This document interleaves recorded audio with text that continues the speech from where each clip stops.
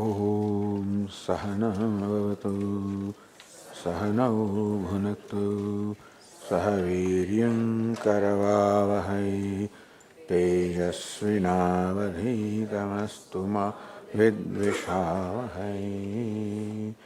Om Shanti Shanti Shanti.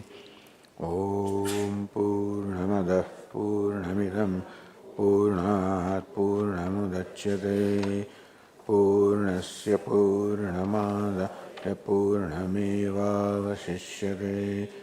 Om Shanti Shanti Shanti. Shruti Smriti Purananam Alayam Karunalayam Namami Bhagavatpadam Shankaram Lokashankaram Shankaram Shankaracharyam Keshavam Badarayanam Sutrabhashya Krutau Vande Bhagavantau Punah Punah Ishvaro Gururatmedi Murti Bheda Vibhagine Vyomavad Vyapta Dehaya Dakshinamurtaye Namaha. The fourth mantra.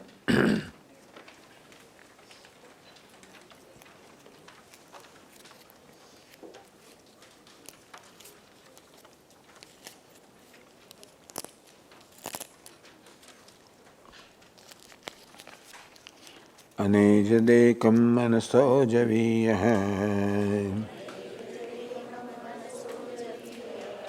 Nainaddeva apnuvan purvamarshate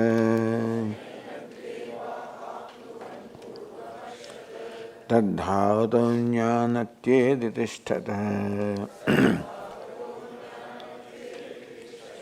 Tasminnapo matarishva dadhati.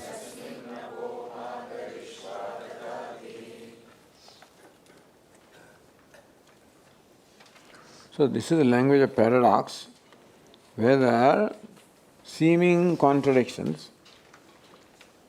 Anejat, that which does not move, motionless, changes. Age, ejru kampane, to shake, to move. Age means ajat, that is moving, shaking. Anejat, does not move, does not shake, motionless, changeless. Manaso javiyah, manasah, more than the mind, javiyah, faster than the mind. That which is motionless, at the same time, faster than the mind. So this is the apparent language of contradiction, is what was quoted by Fritjof Capra in his book, The Tao of Physics. He says, see, this is what the scientists also say. Scientists have discovered. When they also observe matter, they find, from one standpoint looks like particle, other standpoint looks like wave. Is it wave? Is it particle? And so they said, look, science also is saying, finding the same contradictory characteristics that the Upanishad is talking about. That's not so between you and me, because science is only exploring mithya. And mithya also involves same contradiction. So contradiction that science sees, whether it is wave, particle, moving, not, all those contradictions are the contradictions of mithya. These are the contradictions of satyam. Although both are anirvachaniya. The reason why anirvachaniya means that which cannot be defined or categorized as such and such. So mithya means anirvachaniya, That is called mithya, which cannot be said to be such and such. Otherwise it becomes satya. If you can, this is what it is, then it becomes satyam. But satyam also sounds like that. Yato vacho nivartante, because satyam also is not available for being described in words because it transcends the words. So in that sense, both sound similar. The contradictoriness is there in mithya also, and not that it is in satyam. But since satyam does not lend itself to be described by words, therefore satyam also is described only from the standpoint of mithya. So anejat, when you say it does not move, the motion only is in the vyavahara, in the mithya. So anejat is to negate any motion or change in the truth. Why do we need to say it does not change? It does not move? Because we think that it is changing. What we perceive or experience is all changing. The only what is experienced is changing. The experiencer also is changing. So both subject and object, both of them are moving, changing, undergoing transformation. So that is the realm of our experience. Anejat does not change, does not move. Now changeless, motionless cannot become the object of our perception or cannot be objectified. Whatever can become the object of my awareness is changing, is moving. And as I understand the subject, I am also changing or moving. Therefore, the subject, object, both of them have to be ultimately dropped. The ideas of that is how that next verse will tell you a little differently, but therefore, who am I? What is the nature of Ishvara? Say that may you see everything as Ishvara. May you see yourself also as Ishvara. See that what is changeless. But then what I see is all change and motion. Now next mantra will clarify it more. Tadejati tanna ejati. It moves and it does not move.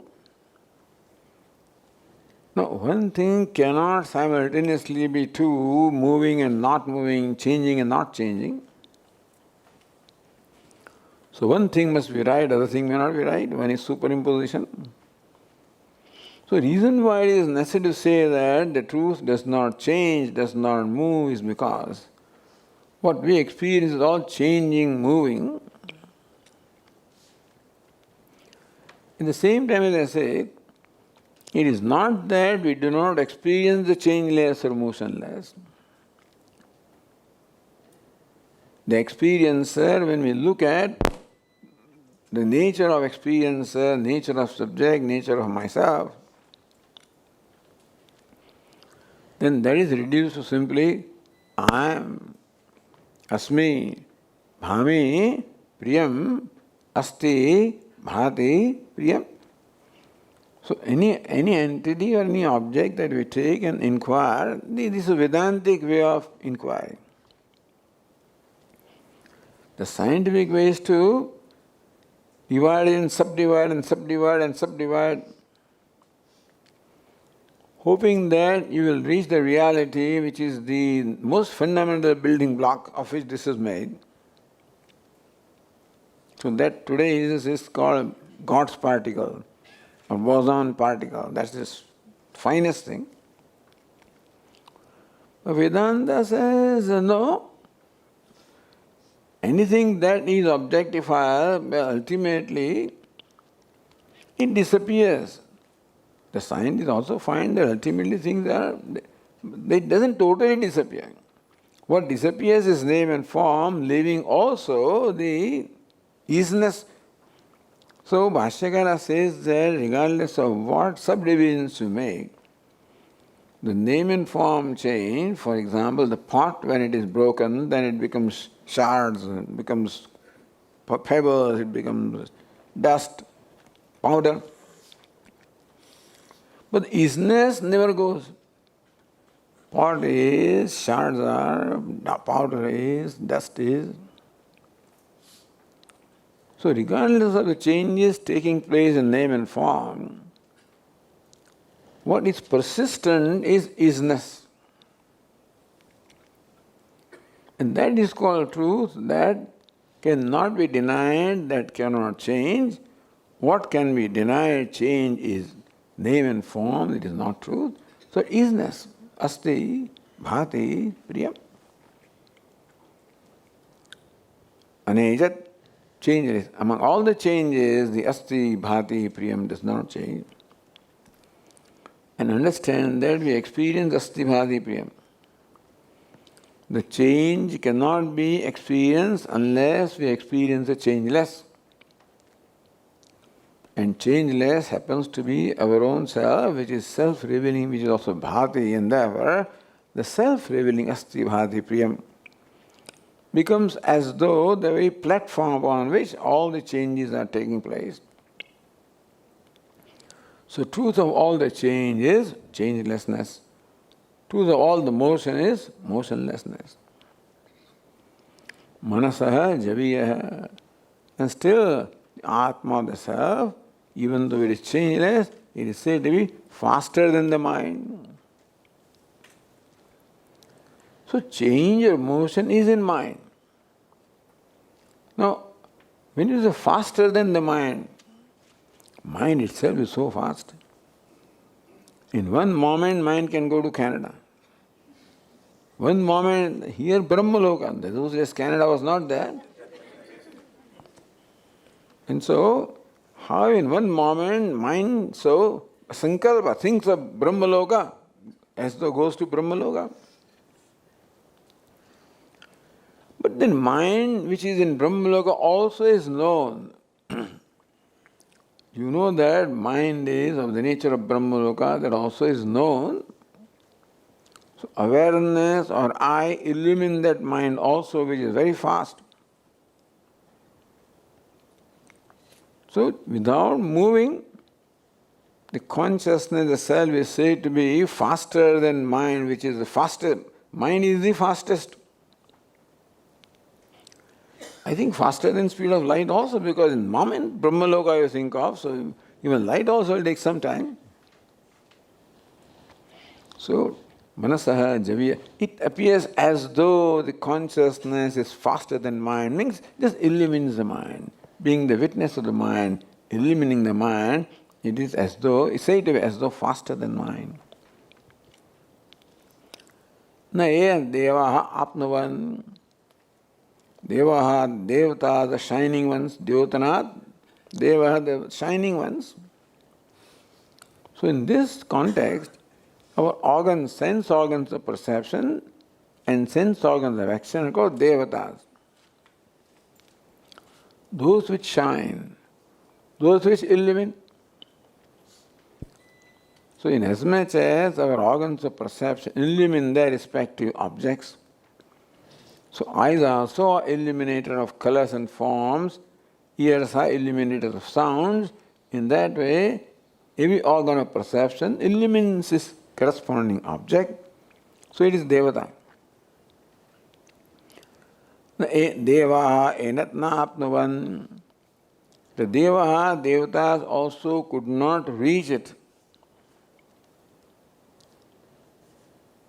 Why? Puram arshada, because it already was there.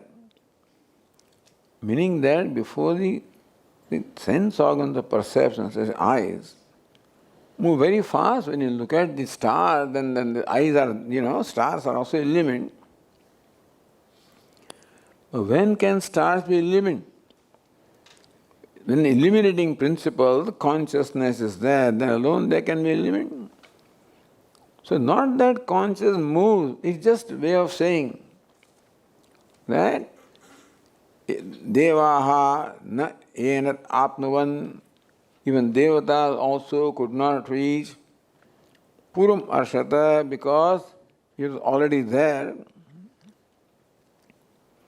meaning that it illumines all the sense organs also. The sense organs cannot illumine Atma. Sense organs cannot even objectify mind, and mind cannot objectify Atma, so it's a question of sense organs. And so Upanishad says, na tatra chakshur gacchati, na vag gacchati, na manah. Na tatra chakshur gacchati, tatra there to the self, chakshuru, the eyes, organs of perception have no reach, it's beyond the reach of organs of perception. The speech stands for the organs of action. It is beyond the reach of, beyond the grasp of organs of action. Beyond the reach of organs of perception, beyond the grasp of organs of action. Namana, even beyond the reach of the mind. Because a thing cannot ever reach its own self. This pot cannot reach the clay. Clay is already there before the pot is there. Because pot cannot exist without. So it is a way of saying that the pot cannot overtake the clay because it's already there. In that sense, Atma, the self, consciousness, being the cause of everything, is already, without it nothing can exist. Therefore, Puram Arshata, it's already reached there, meaning that it's already there. In short, it means that the self or consciousness illumines sense organs also. First he said it is faster than mind. Simply said it means the consciousness illumines the mind. That it was already there before the organ of perception reached there simply means that it even illumines the organs of perception.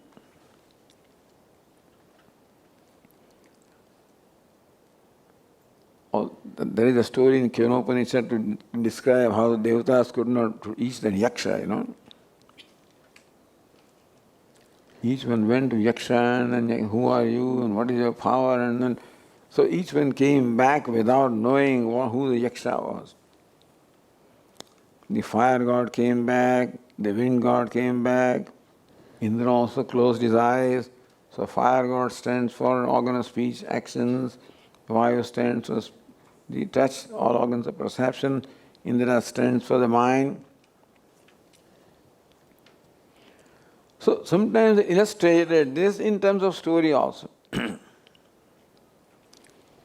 In short, all it means is this, that for you to know yourself, you just need to be yourself. Meaning that, please stop trying to objectify yourself. So when you meditate on the Atma, we try to objectify. Don't do that because mind cannot objectify. Try to feel, try to see, try to experience. Please do that because sense organs cannot feel and cannot experience it. So in a way, this also tells us how to contemplate upon the self. Yada panchavatisthante jnanani manasasah buddhischana vicheshtati tamahu paramam gatim, says Kathopanishad. That's called tam yogam, that's called state of yoga, where all the organs of perception along with the mind have become quiet. Meaning now they are all in their own centers, buddhi also is quiet, the whole personality is quiet. Then the mind, then the self shines, that shines, always shines, but that is when you recognize yourself as self shining. So different Upanishads describe this in their own different ways. Tad dhavato jnana atyeti tishtara. Tat tishtat. He says, tat, understand, the noun is that. Neither you nor me, etc., because Even if you say you are like that, then I may think that I think I am is like this. Therefore, that, tat dhavatah, tat tishtat anyan dhavatah hatyate. Tat tishtat, it is standing motionless, it overtakes all those who are running, meaning that all sense organs, mind are constantly running. It overtakes means that it illumines them. It is illuminator of the organs of perception, organs of action, organs of mind. All changes and motion is in the mind, organ of perception, organs of action. And for it, the illuminator illumines all the objects, as the light here also illumines all the motions without itself being in the motion. So how the conscious that I am illumines all changes, motions of the mind, sense organs, of perception, organs of action. And therefore, stop trying to objectify the self or the mind, because it is illumined by, the mind is illumined by that. So let all these organs, mind and sense organs of perception become quiet. Then we have done our job. When it comes to knowing self, we have nothing to do. So calm down, relax. Let the mind relax. Our sense organs relax. Everything relaxes. What there is quiet, silence. Self shines anyway, but then self alone shines. So, in this way of describing the self or Atma or Ishvara, is also described the way of contemplating upon the self. Now, when you say it does not move, then the question arises, is there such an entity? What is the evidence that Ishvara is? What's the evidence that Atma is? Looks like it is, this is all negating everything. You negate the motion, negate everything in Atma, looks like there is no such entity. Because if there is something there, you should describe it in a positive, it is this, such and such. But here it is what it is not. So this question of, in every place when the self or the truth is described in terms of what it is not, rather than describing what it is, the question arises, are you describing something that is shunyam or what? Looks like you are describing something that does not exist. Is it description of non-existence? Therefore, here is where Brihadaranyaka also, once astulam, ananu, akhrasvam, adirgam, all of this is said, meaning all visheshas, all attributes are negated in the self or Brahman. Then comes the question, is there any evidence that Brahman is? Etasyava aksharasya prashasana gargi. He gargi, in the command of this immutable, the sun and the moon are placed in their place. So that means there is some reason why the sun and moon are where they are and what they are doing. That the universe is, and universe is functioning in a very organized, systematic, harmonious manner. That everything is in the right place. Everything is doing what they should be doing. That is an evidence that there is something because of which these things are what they are. The universe is after all a creation. Why do we say it's a creation? Because it is an assembly of countless components. Each component serves a useful purpose.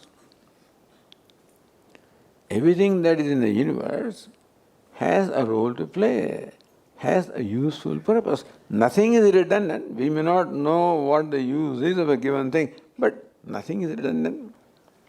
There is harmony. There is unity in diversity. There is one harmony that connects everything.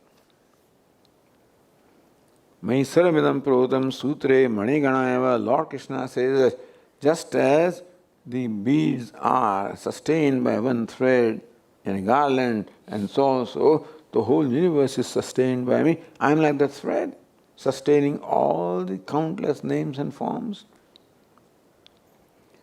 So what we see are the beads, you don't see the thread.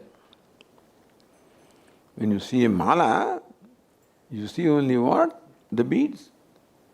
But beads cannot be where they are unless there is something that sustains them.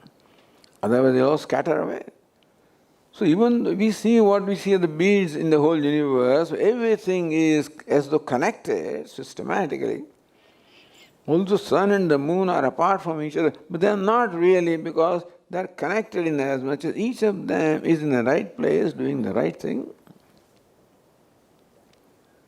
So there is a principle that connects everything, like the thread connects all the beads or all the pearls. So here also, when the question arises that when you are describing Ishvara or truth by saying what it is not, is there Ishvara? Therefore the last statement says, Tasmin apo matarishva dadhati. Matarishva. Matarishva means the prana or the sutratma or the hiranyagarbha or the first creator of the universe. First manifester, first creator. So Matarishva is an interesting word. What kind of component? Matari Shvayati iti Matarishva.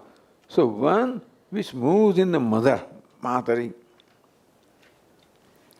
This Vayu is described as Matarishva because Akashad Vayu, Akasha is the cause, Vayu is the effect, cause is mother, material cause. So Akasha is mother, Vayu is the progeny of Akasha.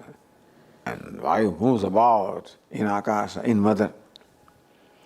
In that sense, the Vayu is called Matarishva. Vayu stands for the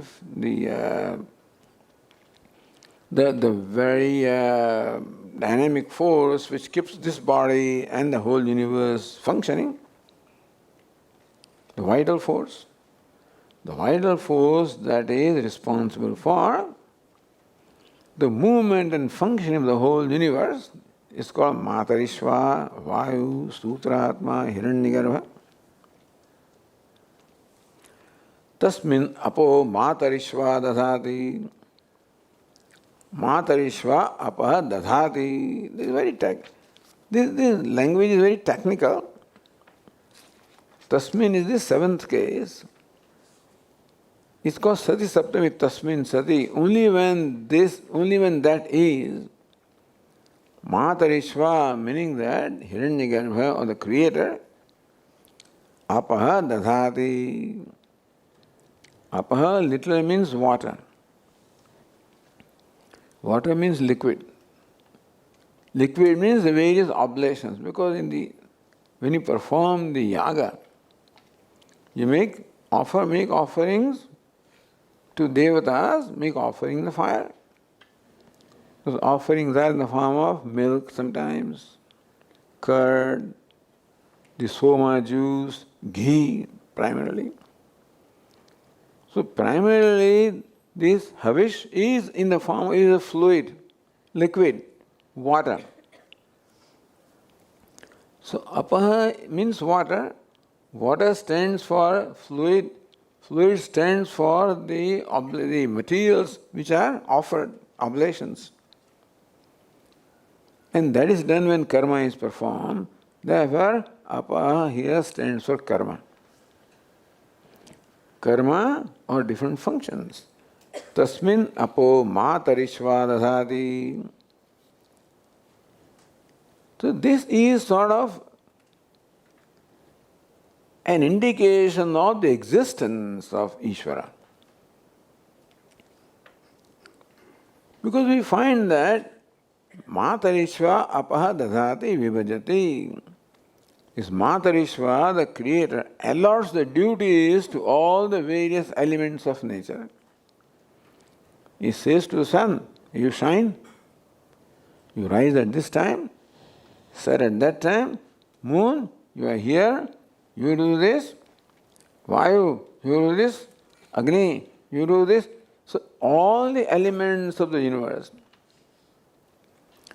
each one of them is performing the assigned duty, not what they want. Each one is assigned the duty, and as we said yesterday, each of them functions like an obedient servant. They do as they are told to do. Tasmin, that Matarishva assigns duties to all of them, or Matarishva manifests as all the sun and moon, etc. When it is possible? Tasmin sati, only when this Ishvara is, existence is. So the presence of all these various natural forces, their systematic functioning, shows that there is an order, and they are all Bhisasmad Vatah Pavade. All of them are functioning as ordered by somebody or some entity. Even ordering also is done because it gets its existence from a higher authority. The ordering is done by Prime Minister. Prime Minister also is there because it is President or King or some other authority which is not visible.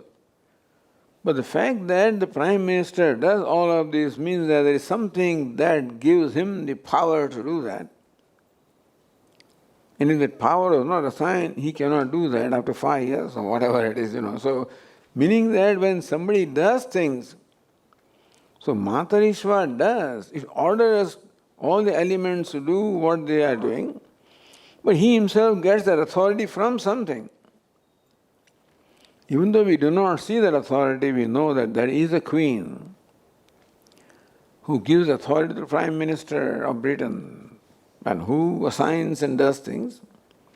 So that way there is a supreme authority called Ishvara, because of who has assigned this authority to Matarishva, who in turn assigns duties to all the elements of the nature. Thus, the systematic functioning that we find in the universe, where all these natural forces perform their tasks assigned to them in a very obedient and systematic manner that shows that there must be a taskmaster. And taskmaster also is not the ultimate authority because he gains the power to make others perform tasks from something which is Ishvara, existence, asti, bhati, priyam. So this is said to give us an understanding that there is Ishvara. Even though Ishvara is described in negative terms as though to deny whatever our notions are, but Ishvara is because of which everything is. Ishvara is because of which everything functions. Ishvara is because everything shines. That everything is, everything shines, everything functions is because Ishvara. So thus this universe also in a way becomes an evidence for showing the existence of Ishvara.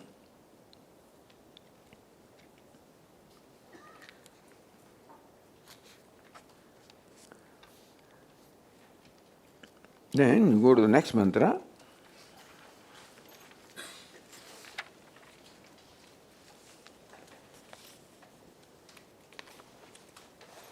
On the page 7. Tadejati tannhaijati taddure tadvantike tadantarasya sarvasya tadu sarvasyasya bhahyatah. See the translation. Tad ejati, that Ishvara ejati is moving, changing. Who is moving? So we see motion and change everywhere. Who is moving? Now you see that fan running there. Who is running? Fan is running, but fan is running because of what? Because of what? What makes the fan run? Electricity. So who is running? Does the fan have the freedom to run on its own? If we switch off electricity, can the fan run? You press the switch, fan starts running. So outwardly it looks like fan is running, but really who is running? Tadejati. Electricity is running. What do you mean Swami, electricity is running? Tannayejati, it doesn't run. Electricity runs because without electricity fan cannot run. So from the standpoint of fan you may say that electricity is running, but from its own standpoint, I don't do anything, I'm just.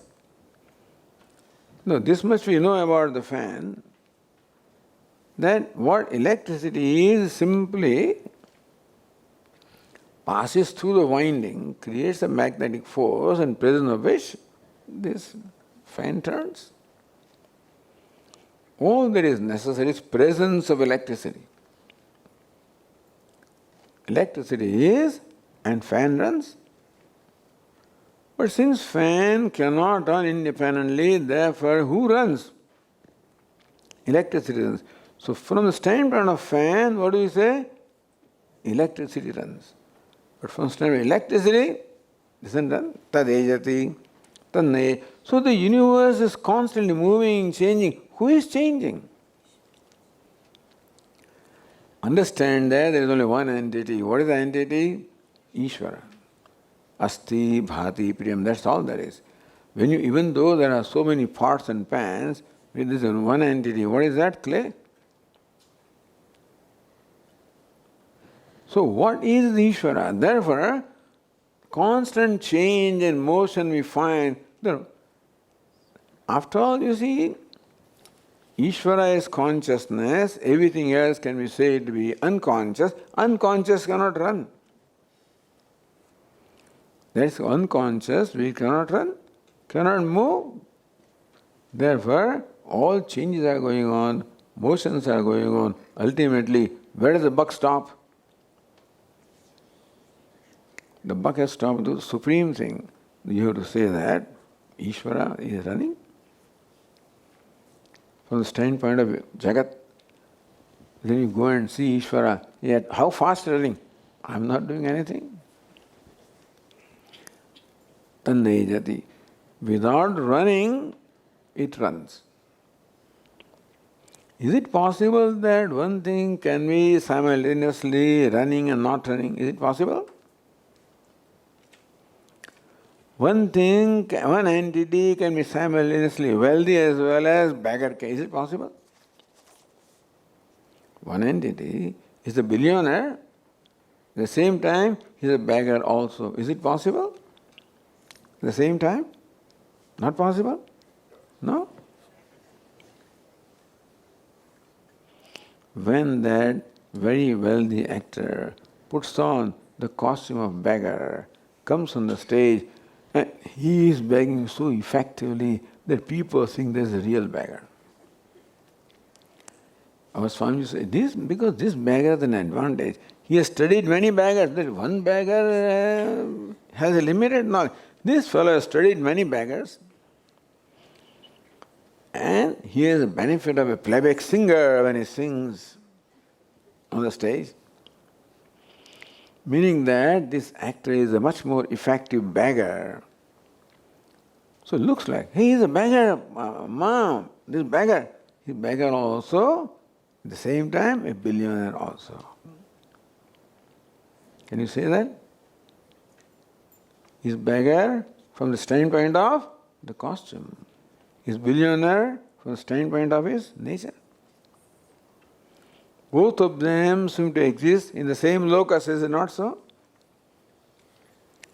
So, he is bagging and not bagging. Can you say that?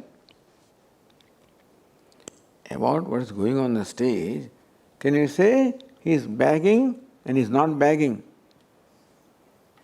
Right? He is not bagging. Why? He is bagging. Is it not so? Then how to say he is not bagging?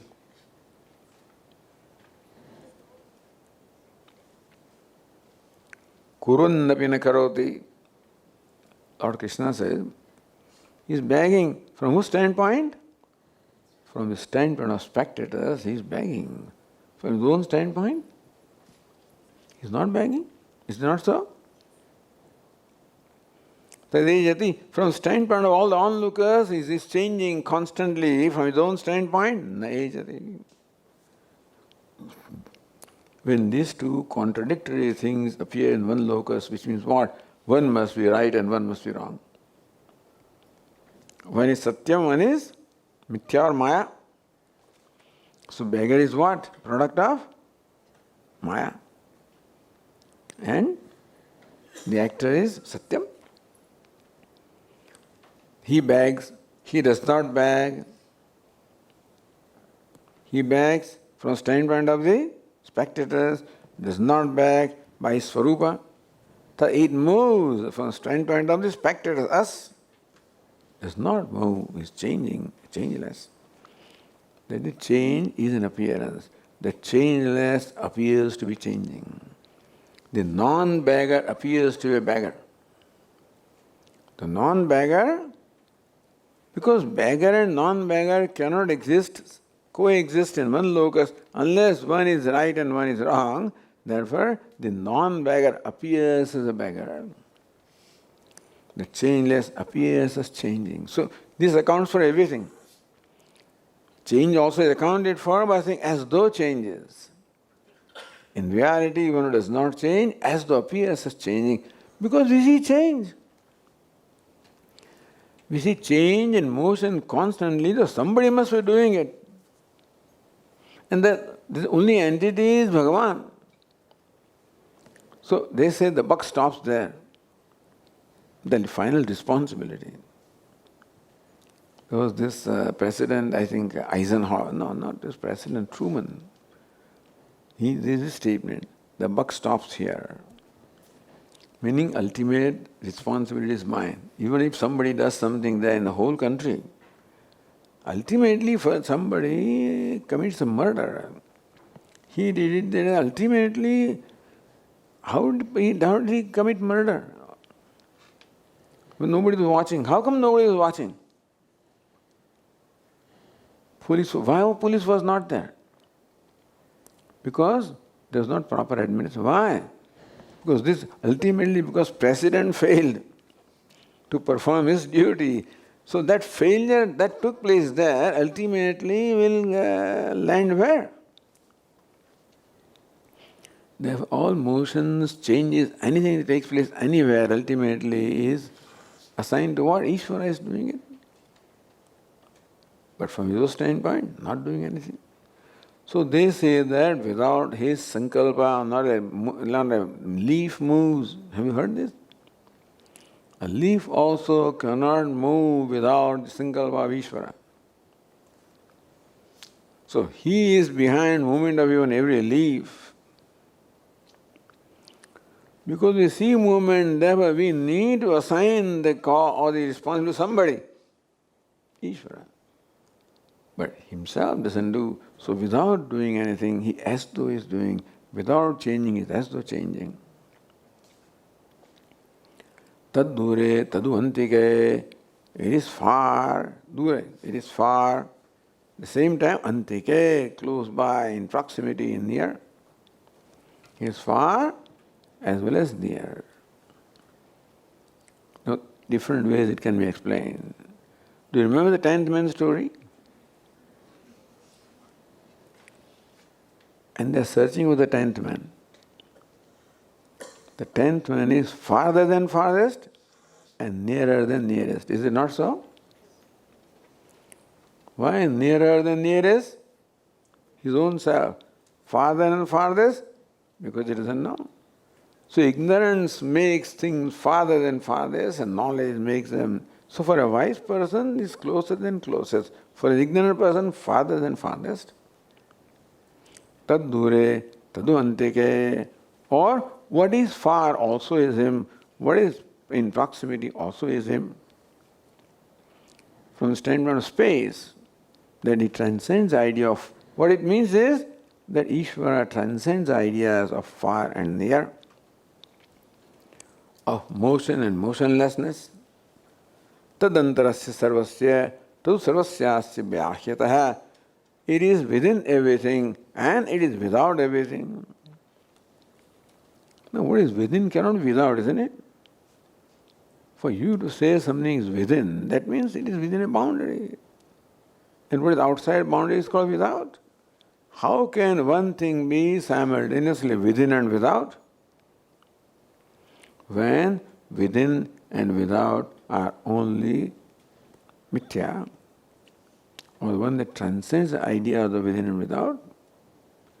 So Ishvara transcends the idea of motion and motionlessness, far and near, within and without. So motion is in time, distance is in space, within and without is in vastu. That means that Paramatma transcends the idea of space, time, space and vastu.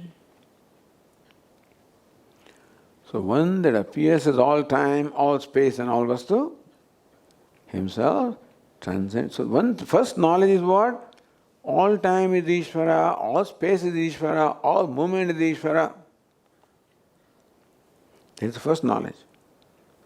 What is Ishvara and what is changing also is Ishvara. So first is what? What changes is Ishvara. What is outside there, what is inside, what is within, what is without, what is far, what is near, what is changing. It's all Ishvara. When can that be? When in reality he transcends. So these are all in the category of Adhyaropa and his Adhishthanam appearing as Adhyaropa. So these two mantras describe the nature of Ishvara or Atma or truth. So what is the result of this knowledge? What is the result of knowing Ishvara as one without a second, just one without a second, as the very self? All that there is Ishvara, and that is myself, therefore all that is I, one without a second. So when you know that, what is the result? So next two mantras describe the result of this knowledge or describe the wise person, the vision of the wise person and the result. What does the wise person feel? So what is the state of himself? So we'll next go to the next verse, verse number 6.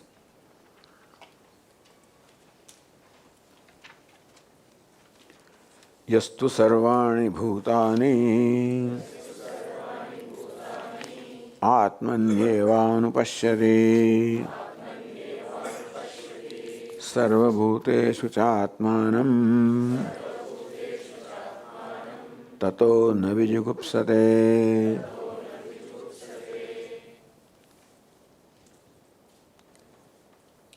Yastu. Tu means here, tu means however. Yaha, whoever he is, yaha is a pronoun, means whoever. Here it means that some rare one.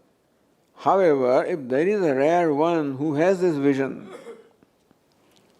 so what was described in the earlier two verses, in all the earlier verses, number 1, number 4, number 5, in these three mantras, the truth that is described, one who knows the truth. How does he know the truth again? Yastu sarvani bhutani atmanieva anupashyati. Yastu, one who, however, Well, however, meaning that this is a rare entity who has this knowledge.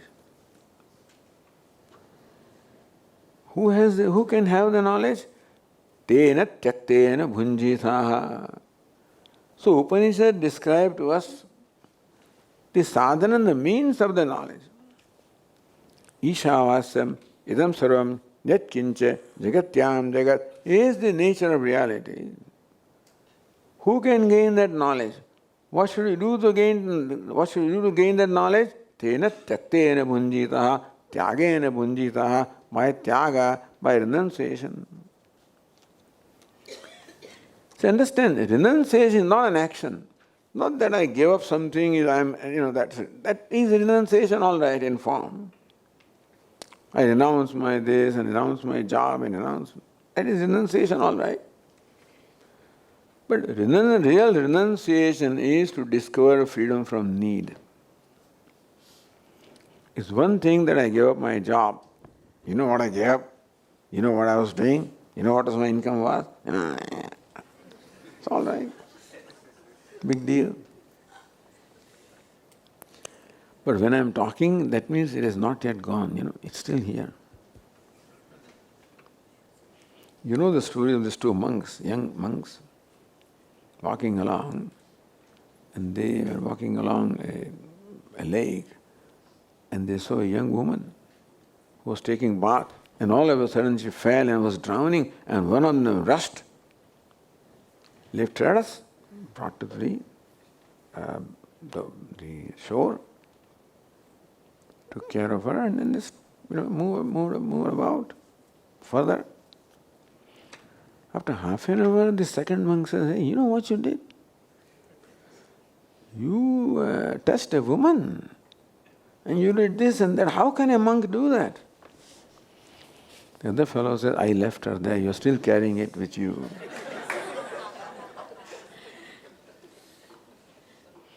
So Lord Krishna says, Vishayaha vinivartante niraharasya dehinah.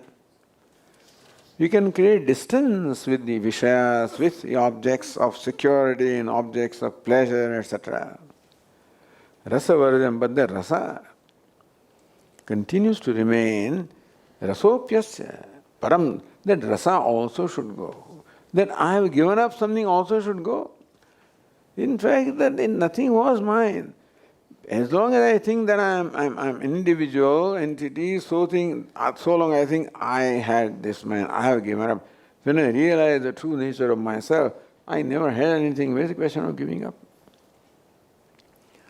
So renunciation also is knowledge ultimately, viveka. That outwardly I may be giving up something, but inwardly that can be called renunciation when I realize that, I don't need it. It doesn't belong to me and I don't need it. So one who can renounce? One who has discovered inner self-sufficiency. Simply giving up something is also good, not a simple thing. Renounce everything is not an ordinary thing. But ideally, renunciation is when you have grown out of that need. That's the real renunciation. In that case, it will never bother you that I gave up this and I gave up that. Yastu. So, tena tyaktena bhunjita. If there is a rare adhikari of that nature who has real viveka and vairagya, see, then the mind is free from all clutter. This is mine and that was mine. All that clutter has gone away. Mind has become what we say, Shuddhantakaranam. All attachment is gone, all possession is gone, all ragadveshas are gone, all insecurities are gone. Then that is a contemplating, seeing mind. In that mind one can see the truth about oneself. So, yastu. In case there is someone like that, Upanishad says, it is a rare adhikari who can gain this knowledge, not to discourage us, but also at the same time to make us understand that this is something very special. Something that requires a value, a commitment, an effort. And you have to exert to do that, make the right effort. Not that it cannot be done, because it's your own nature. However, our mind being what it is, because it thinks the truth is somewhere else, that I am so and so, these complexes are so strong, that the effort is only in becoming free from these complexes, from these conclusions. So one, that is viveka, to discover that these all conclusions are from jnanam, from identification. Sarvani bhutani atmaneva anupashyati. One, rare one, who sees all the beings atmani, in the self. Seeing all the beings in the self? But anyway, there are only two things here. But imagine there is a little ornament, like a nose ring, little one. A nose ring. Poor nose ring looks at this bangle and says, this is so big and I am so small, and and chain is even bigger, and poor thing keeps on suffering from inferiority complex because of its size and insignificance. If that little nose ring has vairagya, and viveka and vairagya, what is that? That what is there in shape? What is there in form? After all, bangle also is name and form, chain also is name and form, this nose ring also is name and form. This substance is gold. So what should I identify with? The name and form are transitory, they are incidental, and the gold is essential, abiding. If this nose ring develops this viveka, that about me there are two aspects, that there is just a form, a name and form and a use, that I am a nose ring and I am here and earring is there, etc. But at the same time, I am gold. Oh, there you are. So such a little thing,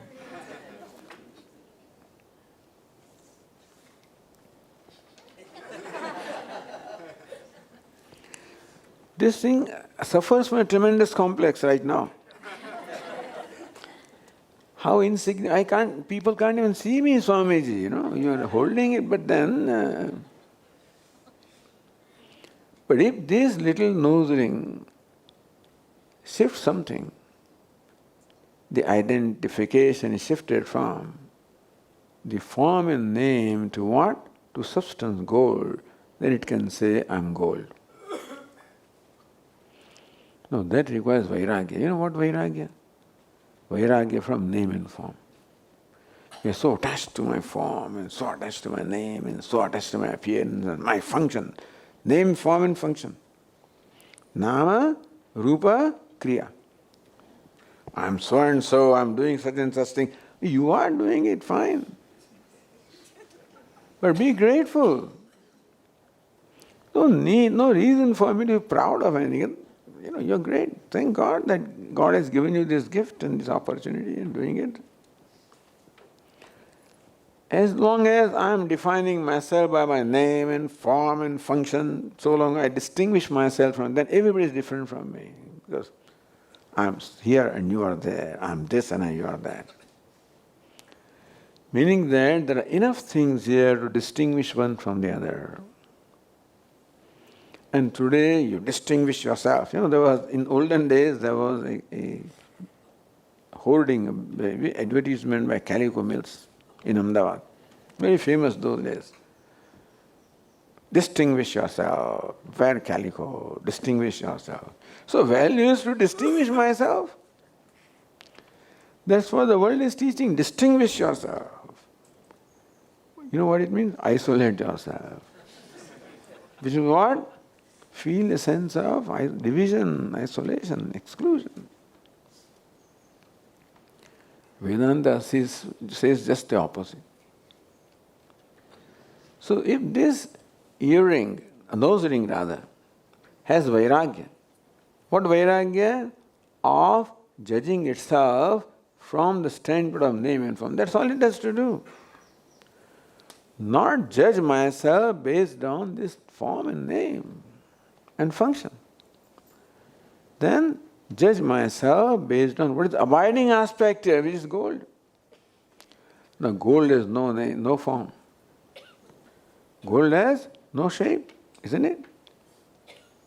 Therefore all shapes can come from that which is formless. So gold is what? Nameless, formless, nirvishesha. That is called vairagya. When this nose ring develops vairagya, a dispassion towards its name and form and function, meaning stops judging itself by that. There is freedom to judge, I am gold. That is not wrong. I am a nose ring is there, I am gold. Both are right, but one is more right. Is it not so? When nose ring, I am gold, then what is this bangle? Gold. What is the chain? Gold. Who am I? Gold. And the self of all the ornaments. Is it not so? Just shifting the identification. All ornaments are in I am in all the ornaments as a self, all ornaments are in me. Meaning that, where is this bangle? Where is bangle located? In my wrist? No. Located where? In gold. Is it not so? One day Swamiji was in satsang, he says, where are you sitting? Sitting, Swami, I am in my back chair. Where is that? On the floor. Where is that? On the earth. Where is that? Where is that? Where is that? Where are you sitting?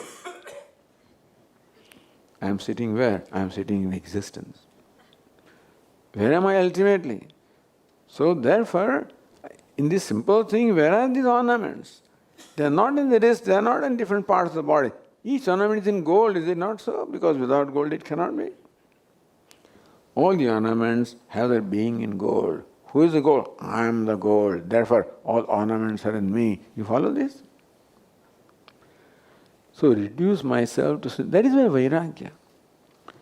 I am so and so, I am Swami, I am this, that, all the times this complex is suffering from the complexes. Yes, I am a simple being. Can I be satisfied by saying I am just a simple human being? Not easy. Today my satisfaction comes from distinguishing myself from I am sitting here and you are sitting there, and I am wearing this, you are wearing that.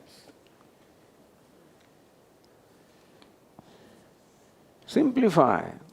What is it? You are a human being, and so are others. You are a living being, that will include many more. You are a being, that will include everything. Is it not so? I have freedom. That requires vairagya. What vairagya? The freedom from judging myself from a given name and form and simplifying. I am a human being.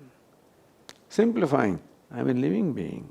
Simplifying. I am a being, So more I simplify, more inclusive I become. Then I discover that I am self of all.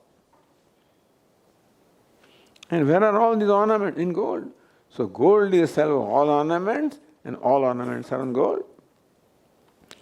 In Vedantic language, if we say gold is the adhisthana of all the ornaments are all superimposed. I am not using these technical words, here, or technical terms. Usually I avoid doing them. Because then we think that we understood. Adhyaropa, pada, adhisthana, etc. That is good. That is required. Because you can't repeat all the time, but once you understand. Otherwise, simply by using these technical words, etc., we think that I've got it. All adhisthana is adhyaropa is there. But then, this nose ring simply says, I am gold. By saying that, he recognizes under self of all the ornaments. An ornament has being in gold, they all their being in me.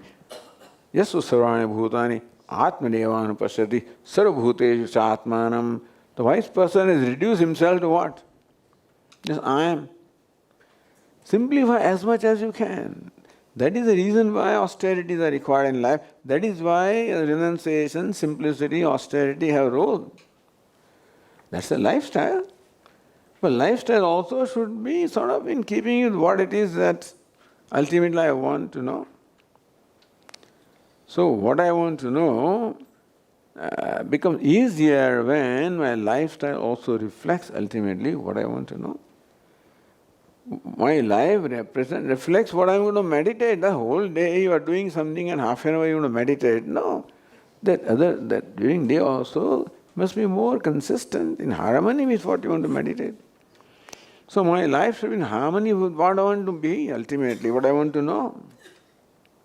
Simple. Who am I? Simple being. Asti, bhati, priyam. That's all. Now that's a big vairagya. What vairagya? Not to identify, not to judge myself by these names and forms, which so far I am doing. And being proud of myself, or suffering from all kinds of complexes. Just to one who has their viveka vairagya, where he has dropped all complexes arising from identifications, so sees himself as a simple being. Ahamasmi, sadabhami, kadachinnaham apriya. I always conscious, I always love myself, asti, bhati, priyam. That's all I am. It is so difficult. No, Swamiji, I'm not just that.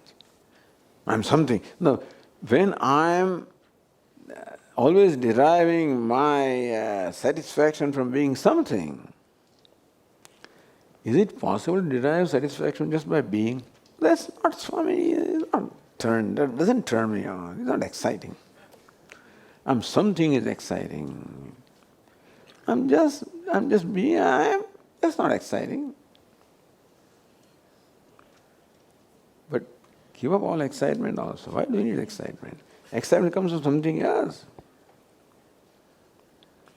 So you can imagine the degree of vairagya or dispassion when person can say, I am happy just being.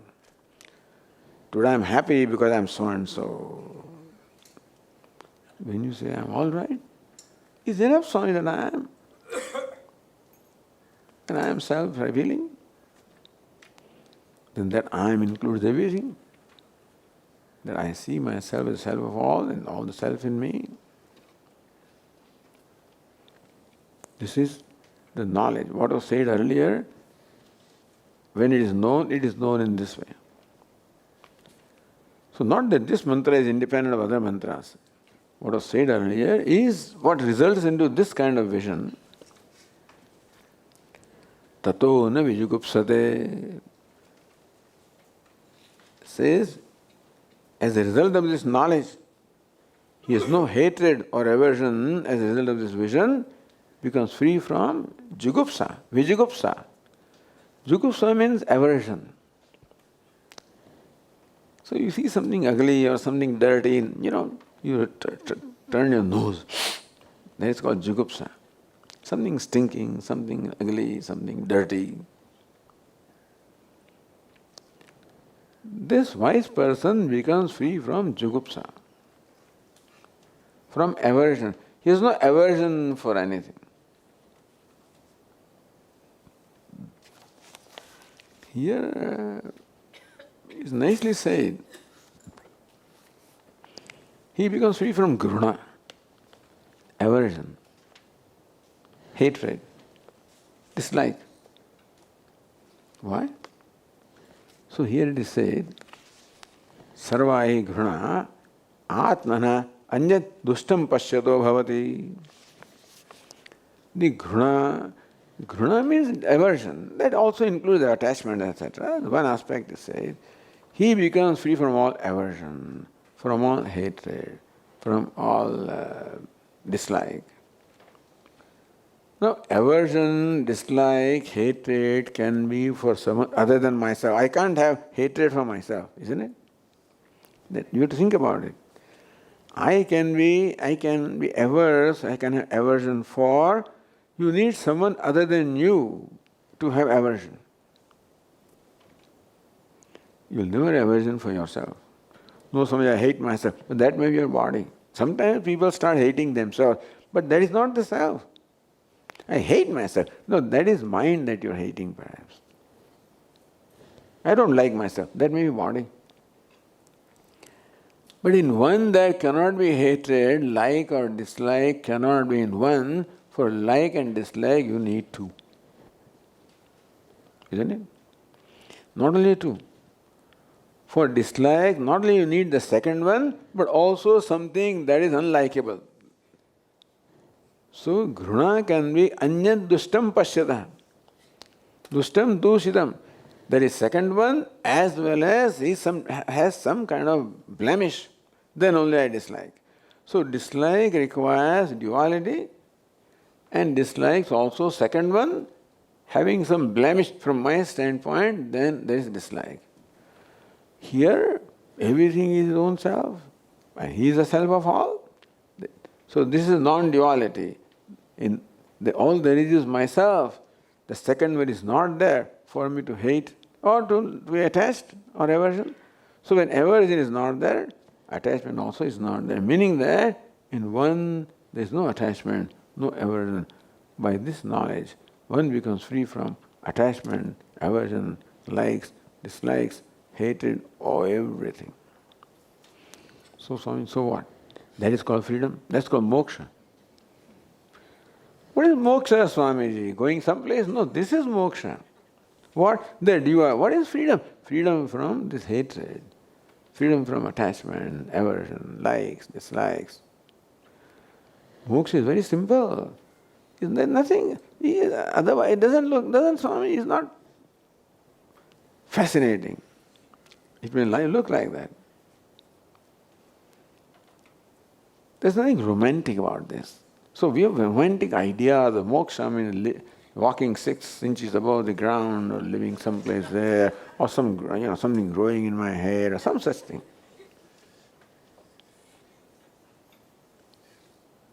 But then also you distinguish yourself. Then you cannot be free from that division.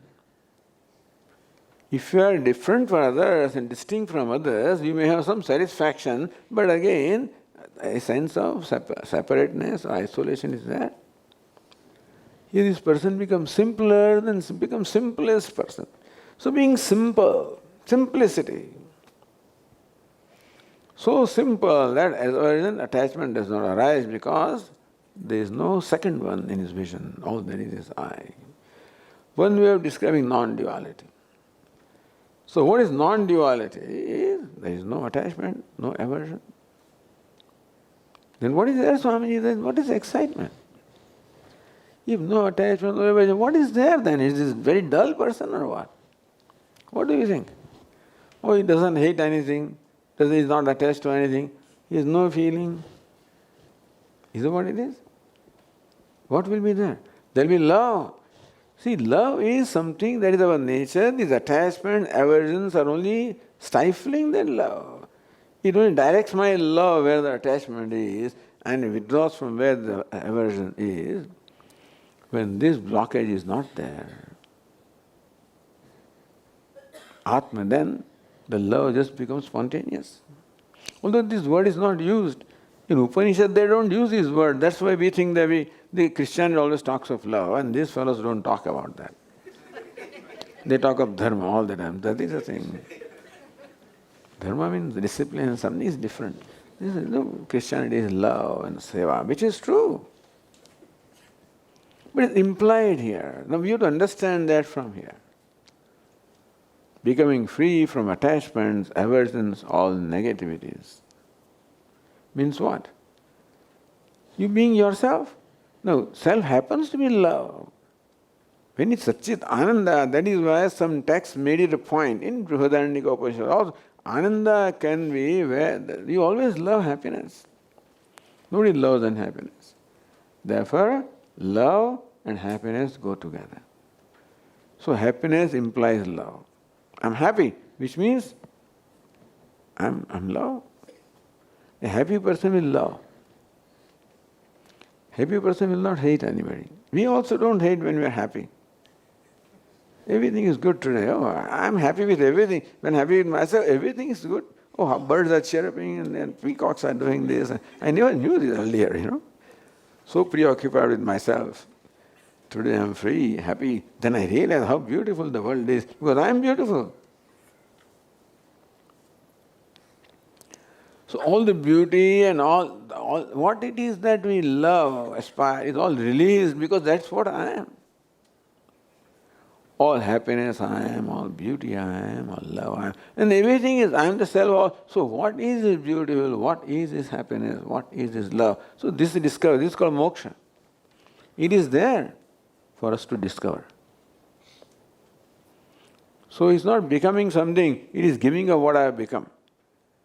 So what is meant by Antahkarana Shuddhi is giving all these complexes. Becomes simple. Tato na vijugupsate. Becomes free from jugupsa, aversion, hatred, the negative feelings. Then what remains is not that he becomes emotionless, feelingless. No. They say the love has been blocked or stifled by this. It becomes free. It's not easy. Free to love is not easy, you know. You may want to love somebody, but your mind, no, not that one. You have so many conditions. I can love only this, this I cannot love. When those conditions go away, then you love everything. That it is. When you become non-demanding, I don't demand even myself. This person becomes non-demanding as to how other things should be. No condition. Gives freedom to everything, to everybody, to what they are. And he can accept everything, everybody as they are, because he accepts himself as he is. When a problem with myself, problem with everybody. No problem with myself, no problem anywhere. So Vedanta says, solve problem with yourself, all problems will be solved. Love yourself, you will love everything. Like yourself, you will like everything. Know yourself, you will know everything. So that's how the self or Ishvara, the truth, is all that the main focus, of this teaching. Okay, we'll continue. Om Purnamadav Purnamidam Purnat Purnamudachyate Purnasya Purnamadaya Purnameva Vasishyate. Om Shanti Shanti Shanti.